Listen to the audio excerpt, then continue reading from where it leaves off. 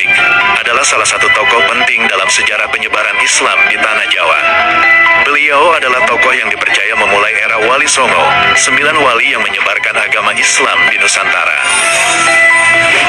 Nama Sunan Gresik diambil dari tempat beliau bermukim, yaitu di Gresik, Jawa Timur.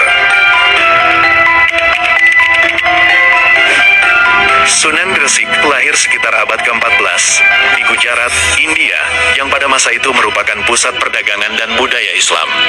Sebagai seorang ulama, beliau dikenal memiliki ilmu agama yang mendalam. Berdasarkan beberapa catatan, Maulana Malik Ibrahim memiliki garis keturunan dari keluarga bangsawan Arab, keturunan Rasulullah dari jalur Said.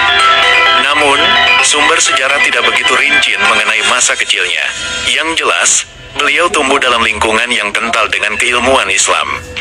Beliau melakukan perjalanan panjang dari Gujarat menuju Asia Tenggara, melalui jalur perdagangan yang sudah ramai pada masa itu. Dikisahkan bahwa tujuan utama beliau ke Jawa adalah untuk berdakwah, menyebarkan ajaran Islam kepada masyarakat setempat yang saat itu masih didominasi oleh ajaran Hindu-Buddha. Sekitar tahun 1404, Sunan Gresik tiba di Gresik, Jawa Timur. Wilayah ini dikenal sebagai pelabuhan yang ramai dikunjungi pedagang dari berbagai wilayah, menjadikannya tempat yang strategis untuk memulai dakwah. Dalam upayanya menyebarkan Islam, beliau memilih pendekatan yang lembut dan bijaksana. Sunan Gresik tidak serta-merta memaksakan ajaran agama Islam kepada masyarakat, melainkan menyebarkannya secara perlahan melalui dialog, bantuan sosial, dan pendidikan. Salah satu ciri khas dakwah Sunan Gresik adalah kemampuannya menyatu dengan budaya lokal. Beliau tidak menentang atau merusak tradisi masyarakat yang sudah ada, melainkan mengadopsi beberapa nilai positifnya dan memasukkan nilai-nilai Islam di dalamnya. Misalnya, beliau memperkenalkan konsep tauhid dengan menggunakan analogi yang mudah dipahami oleh masyarakat, seperti penjelasan tentang ketuhanan melalui filsafat dan contoh-contoh kehidupan sehari-hari. Sunan Gresik juga dikenal sebagai seorang tabib. Dengan kemampuannya dalam pengobatan tradisional, ia mampu menjalin hubungan baik dengan masyarakat, terutama ketika memberikan pengobatan kepada mereka yang membutuhkan. Beliau memperkenalkan teknik bercocok tanam yang lebih modern kepada masyarakat petani, sehingga meningkatkan hasil panen mereka. Karena jasanya, masyarakat semakin percaya dan mau mendengarkan ajaran yang dibawanya. Dalam menjalankan dakwahnya, Sunan Gresik juga membangun masjid pertama di wilayah Gresik sebagai pusat kegiatan keagamaan. Masjid ini tidak hanya berfungsi sebagai tempat ibadah, tetapi juga sebagai tempat belajar ilmu agama bagi masyarakat setempat. Dari sinilah Islam mulai menyebar lebih luas di Jawa Timur dan sekitarnya.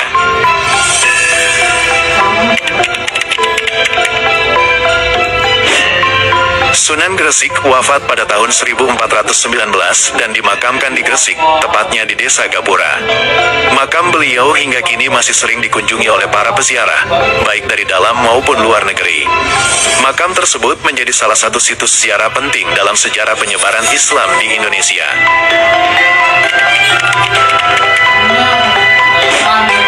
Seiring waktu, beberapa kisah mitos juga berkembang mengenai sosok Sunan Gresik. Salah satu mitos yang paling populer adalah bahwa Sunan Gresik memiliki kemampuan supranatural.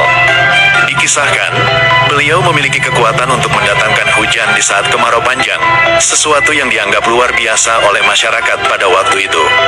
Kemampuan ini dianggap sebagai salah satu karomah atau keistimewaan yang Allah berikan kepada beliau sebagai wali. Ada juga legenda bahwa Sunan Gresik mampu menyembuhkan penyakit hanya dengan doa dan sentuhannya.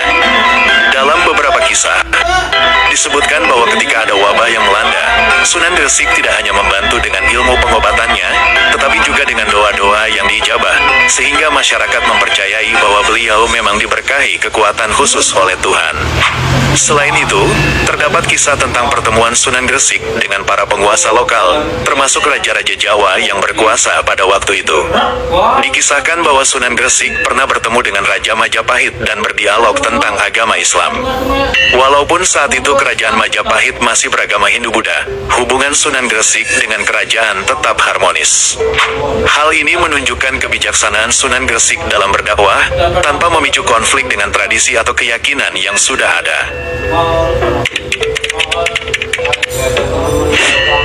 Setelah wafatnya Sunan Gresik, dakwah Islam di Tanah Jawa diteruskan oleh generasi berikutnya, termasuk para murid dan keturunan beliau. Sunan Gresik dianggap sebagai perintis dakwah Wali Songo, membuka jalan bagi para wali lainnya untuk melanjutkan penyebaran Islam di Nusantara. Selain itu, pesan-pesan dan metode dakwah yang beliau tinggalkan terus diterapkan oleh para wali lain, seperti Sunan Ampel dan Sunan Bonang. Warisan Sunan Gresik tidak hanya sebatas penyebaran Islam, tetapi juga nilai-nilai kesederhanaan, toleransi, dan kearifan lokal yang mampu berbaur dengan ajaran Islam. Sosoknya menjadi simbol dakwah yang damai, yang tidak hanya menyebarkan agama, tetapi juga membawa perubahan sosial yang signifikan di tengah masyarakat Jawa pada masa itu. Kisah Sunan Gresik menggambarkan perjalanan seorang tokoh yang tidak hanya berdakwah dengan kata-kata, tetapi juga dengan perbuatan nyata yang membantu masyarakat sekitar. Perpaduan antara sejarah dan mitos membuatnya dihormati tidak hanya sebagai penyebar agama, tetapi juga sebagai figur penting dalam perkembangan budaya Islam di Jawa. Hingga kini, makam Sunan Gresik menjadi salah satu destinasi ziarah yang kerap dikunjungi sebagai bentuk penghormatan atas jasa-jasanya. Sunan Gresik adalah contoh teladan bagaimana Islam dapat disebarkan dengan cara yang lembut, bijak, dan damai, serta mampu beradaptasi dengan budaya setempat tanpa merusak identitas masyarakat yang sudah ada.